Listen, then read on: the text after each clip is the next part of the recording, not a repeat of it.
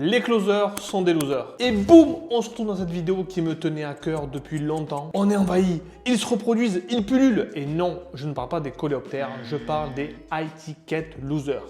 Closers. Je sais que mon intro est assez punchy, mais je me devais de faire cette vidéo. Après tout, je peux pas aller contre qui je suis, non? Bref, dans cette vidéo, je voulais expliquer ce qu'est un closer et surtout ce que ce n'est pas. Et crois-moi, tu vas adorer ou tu vas détester ce que je vais dire. Mais cette vidéo avait besoin de sortir et je pense que réellement, tu vas beaucoup aimer. Laisse-moi resituer. Fin 2018, Dan Lok sort un programme qui s'appelle High Ticket Closer. Et avec ça, ça a été un raz-de-marée dans le milieu de l'infoprenariat mondial. Et je tiens à dire que je serai éternellement reconnaissant auprès de Dan Lok parce que c'est grâce à lui que j'ai appris le mot closing et j'ai rencontré beaucoup de personnes qui sortaient de sa formation et qui aujourd'hui sont d'excellents closers. Donc merci Dan, merci Sifu.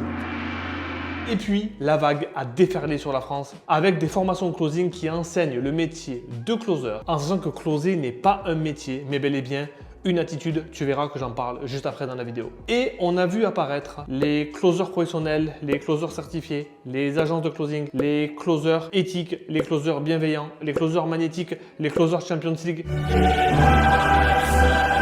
Et avec ses avantages et ses ravages d'aujourd'hui que je vais expliquer dans cette vidéo. Donc, un closer, c'est une personne qui est considérée comme l'élite de la vente car c'est celui qui doit closer et négocier les deals. Pour être closer, cela requiert des compétences particulières acquises au cours d'une longue carrière. Des compétences qui font de moi un véritable cauchemar pour vous. Et donc, tous les vendeurs ne sont pas tous des closers. Il y a une véritable séparation et donc voilà 3 points qui définissent ce qu'est un closer. Le closer a de l'argent. Ouh, je t'entends derrière ton écran en train de dire mais qu'est-ce qu'il me raconte celui-là? Mais un closer qui ne gagne pas d'argent n'est pas un closer et je vais t'expliquer pourquoi. Un closer close. S'il sait closer, il peut avoir exactement ce qu'il veut, quand il veut, donc il est capable de vendre ses idées à tout le monde, donc d'obtenir tous les deals qu'il souhaite. La certification ou le titre qu'on pourra te donner n'a rien à voir avec ça malheureusement. L'attitude et la certitude d'un closer, c'est ce qui le définit le plus. Donc le closer est un sales avancé, donc qui dit sales avancé dit pas un débutant et donc ce n'est jamais en 3 mois que tu pourras devenir un closer. Et donc tous ceux qui te disent que c'est possible,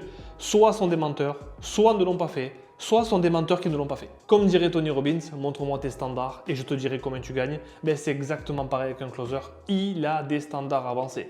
Si tu veux les résultats comme 3% de la population, il faut que tu penses comme 3% de la population. Il faut que tu aies des standards comme 3% de la population. Si tu veux des résultats en dehors de la masse. Dans cette attitude et dans cette certitude, il y a une réelle capacité à connecter, à négocier, mais surtout à collecter de l'argent, donc en finalisant des deals. Le closer est organisé car il sait qu'il travaille en privé pour récolter les fruits de son travail en public. Mais si tu regardes cette vidéo, tu dois peut-être te dire mais en fait, je suis déjà closer. Tant mieux. Par contre, si tu ne l'es pas, tu as encore du travail à faire. Mais tout à l'heure, je te disais, voilà ce qu'est un closer, mais maintenant, laisse-moi te dire ce que ce n'est pas pour que tu puisses vraiment savoir de quoi je parle. Un closer, ce n'est pas une personne qui décide de son emploi du temps. Je travaille, je ne travaille pas. Même si tu as cette liberté, tu travailles avec quelqu'un, donc tu dois quand même rendre des comptes et te rendre disponible ou non. Donc c'est ça de travailler dans une équipe. Le closer n'est pas une personne qui attend les leads tout cuits dans sa bouche juste pour les closer. Non, il a un véritable travail de fond à faire. Et c'est ça qui différencie un top closer d'un simple gars qui attend des leads et qui dit « je suis closer ». Non. Le closer n'est pas une personne qui prend plusieurs partenaires au cas où. Quand il va quelque part, il y va à fond et il y va à 100%. Un closer n'est pas une personne qui met 3 jours à remplir ses tracking, qui met 3 jours à remplir son CRM. D'ailleurs, un bon closer, un top closer a un CRM. Un top closer investit sur lui tout le temps. Et toi, est-ce que tu es un closer?